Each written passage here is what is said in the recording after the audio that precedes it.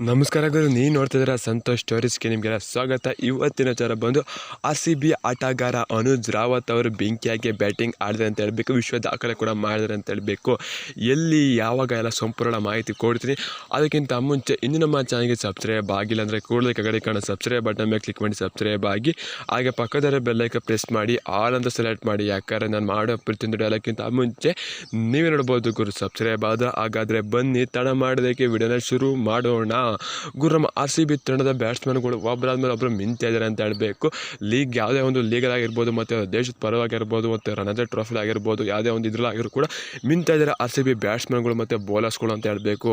ಬೆಂಕಿಯಾಗಿ batting bowling ಮಾಡ್ತಾರೆ ಅಂತ ಹೇಳಬೇಕು. RCB ಒಂಥರ ಬೆಂಚ್ ಸ್ಟ್ರೆಂತ್ ತುಂಬಾ ಬಲಿಷ್ಠ ಆಗಿರುತ್ತೆ ಈ ವರ್ಷ, ಅಂದರೆ ತಪ್ಪಾಗಲ್ಲ ಅಂತ ಹೇಳ್ತೀನಿ. ನೀವಂತರ ಕಮೆಂಟ್ ಮಾಡಿ ಗುರು. ಅನುಜ್ ರಾವತ್ ಯಾವ ರೀತಿ ಬ್ಯಾಟಿಂಗ್ ಆಡಿರಪ್ಪ ಅನ್ನೋದಂದರೆ ಗುರು 116 ರನ್ಸ್ ಅಷ್ಟು ನಾಟ್ ಔಟ್ ಆಗಿ ಉಳ್ಕೊಂಡ್ರು ಅಂತ ಹೇಳ್ಬೇಕು. ಕೇವಲ 57 ಬಾಲ್ಗೆ ಅಂತ ಹೇಳಬೇಕು. ನೋಡ್ತಾ ಇರ್ಬೋದು, 116 ರನ್ ನಾಟ್ ಔಟು 57 ಬಾಲ್ಗೆ ಅಂದರೆ ಸಾಮಾನ್ಯ ಅಲ್ಲ ಗುರು ಅಂತ ಹೇಳಬೇಕು. ಎಷ್ಟು ಎಲ್ಲಪ್ಪ ಅಂತಂದರೆ DY ಪಾಟೇಲ್ T20 ಕಪ್ಪಲ್ಲಿ ಬೆಂಕಿ ಬ್ಯಾಟಿಂಗ್ ಆಡಿದ್ದಾರೆ ಅನುಜ್ ರಾವತ್ ಅಂತ ಹೇಳಬೇಕು. ಇದೇ ಫಾರ್ಮ್ನ RCB ಕೂಡ ಬಂದು ಕಂಟಿನ್ಯೂ ಮಾಡಲಿ, ಅವ್ರಿಗೆ ಚಾನ್ಸ್ ಕೊಡಬೇಕು ಅಂತಾರೆ RCB ತಂಡ. ಯಾರನ್ನ ಒಳ್ಳೆ ಆಟಗಾರನ ಕುಂಡಿಸ್ಬೇಕಿಲ್ಲ ಅಂದರೆ DK ಏನಾರ ಚೆನ್ನಾಗಿ ಆಟ ಆಡಲಿಲ್ಲ ಅಂದರೆ ಅನುಜ್ ರಾವತ್ ಅವ್ರಿಗೆ ಡೈರೆಕ್ಟಾಗಿ ಚಾನ್ಸ್ ಸಿಗುತ್ತೆ ಅಂತ ಹೇಳಬೇಕು. DK ಚೆನ್ನಾಗಿ ಆಡ್ತಾ ಅಂತಾರೆ, ಅನುಜ್ ರಾವತ್ಗೆ ಚಾನ್ಸ್ ಸಿಗಲ್ಲ ಅಂತ ಹೇಳ್ತೀನಿ ಗುರು.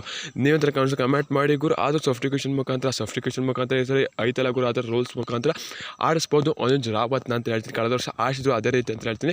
ನೀವೇನಾದರೂ ಕಮೆಂಟ್ ಮಾಡಿ ಗುರು. ಅನುಜ್ ರಾವತ್ ಒಳ್ಳೆ ಫಿನಿಷರ್ ಆಗೋ ಸಾಧ್ಯತೆ ಈ ವರ್ಷ RCB ನನಗೆ ಕಾಣ್ತಾ ಇದೆ. ನನಗೆ ಸಿಗೋದು ಎಷ್ಟು ತಡ ಬಂದು ನಮಸ್ಕಾರ. ಜೈ RCB.